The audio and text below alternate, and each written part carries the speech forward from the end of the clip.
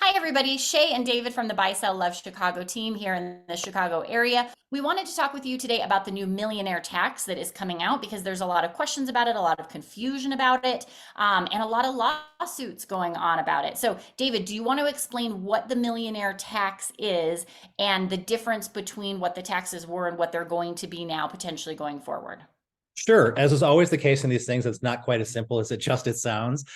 Basically, what the mayor and the city council have now approved sending to the voters is a referendum, basically seeing if you're going to adjust the transfer tax, which is that tax you pay when you purchase. Buyers and sellers pay a different part.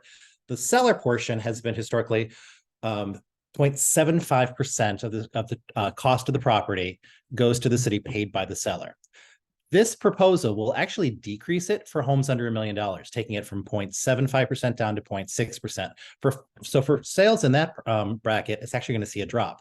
Then for homes between 1 and 1.5, the additional amount, so that's just that additional. So that whatever $1 to 500,000, that would be taxed at 2%. So that's an increase of 1.25%.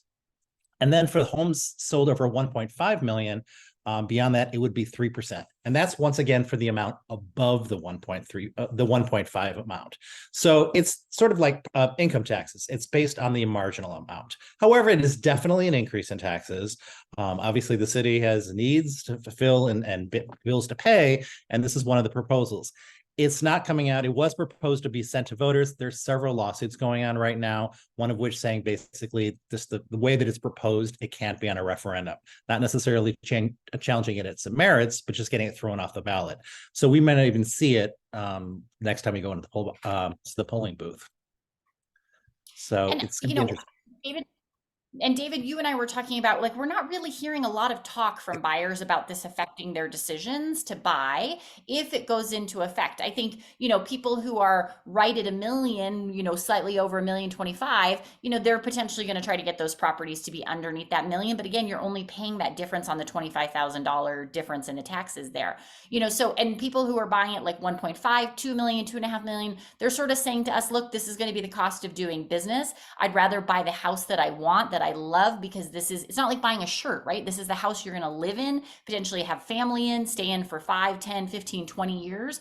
And so they're like, if I have to pay a little bit more in taxes to get the house I want, it's what I have to do. So we're not hearing that this is going to affect things dramatically. It's just something to more be aware of. If you're going to buy something over $1 million, you may need a little bit more money in closing costs to pay those transfer taxes. Anything else you want to add, David?